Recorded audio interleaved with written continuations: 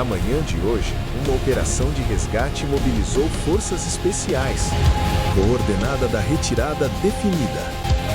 Resgate ocorreu em frente à REDA Universo 3D. Missão cumprida com sucesso.